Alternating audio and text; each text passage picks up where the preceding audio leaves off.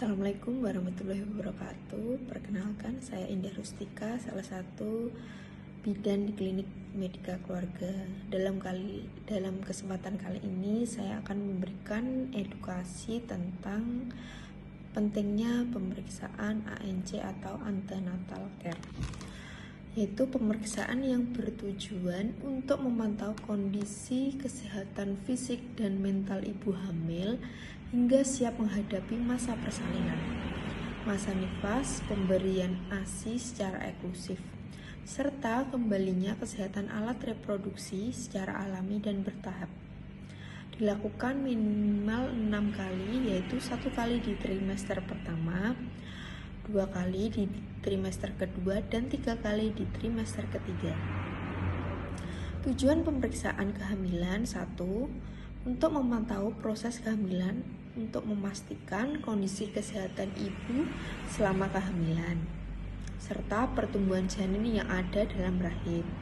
Kemudian yang kedua, mendeteksi komplikasi atau masalah kehamilan sejak dini, termasuk riwayat penyakit ibu hamil dan tindak pembedahan sebelumnya. Kemudian yang ketiga, meningkatkan serta mempertahankan kesehatan ibu dan bayi. Yang keempat, mempersiapkan proses persalinan untuk meminimalkan trauma yang mungkin terjadi pada masa persalinan sehingga ibu saat melahirkan bayi dengan selamat. Yang kelima, mengurangi angka kesakitan dan kematian ibu hamil. Yang keenam, mempersiapkan peran ibu dan keluarga untuk menerima kehadiran anak dan memastikan tumbuh kembangnya dengan normal. Yang terakhir, mempersiapkan ibu untuk menjalani masa nifas dan memberikan ASI eksklusif secara baik dan benar. Untuk pelayanan pemeriksaan ANC, yang pertama yaitu penimbangan berat badan dan pengukuran tinggi badan. Untuk pengukuran tinggi badan, minimal ibu tidak boleh kurang dari 145 cm. Yang kedua, pengukuran tekanan darah. Tekanan darah di atas 140/90 itu dinyatakan tinggi atau rentan dengan eklamsi yang dapat membahayakan kehamilan dan persalinan, bahkan dapat menyebabkan kematian ibu. Yang ketiga, pengukuran lila lengan atas atau lila, yaitu apabila lila kurang 23 cm, ibu hamil berpotensi mengalami KIK, yaitu kekurangan energi kronis yang dapat meningkatkan risiko bayi lahir dengan berat badan rendah atau BBLR. Yang keempat, pengukuran tinggi fundus uteri atau tinggi rahim. Tujuannya untuk memperkirakan perkembangan janin dalam kandungan dengan cara mengukur jarak dari puncak panggul hingga bagian teratas dari ibu hamil. Yang kelima, pemeriksaan presentasi dan denyut jantung janin.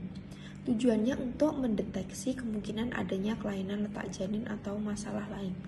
Pemeriksaan ini biasanya dilakukan mendekati masa persalinan ya ibu-ibu. Yang keenam, screening status imunisasi tetanus. Biasanya ini sudah lengkap saat mau pernikahan. Yang ketujuh, pemberian tablet tambah darah, yaitu sedikitnya mengandung 60 ml zat besi dan 400 mikrogram asam folat dan harus diminum ibu hamil setiap hari selama kehamilan minimal 90 tablet. Yang kedelapan, pemeriksaan laborat terdiri dari pemeriksaan kadar hemoglobin dan pemeriksaan darah lainnya sesuai indikasi kondisi yang ditemui, kadar protein pada urin dan kondisi kehamilan janin melalui USG.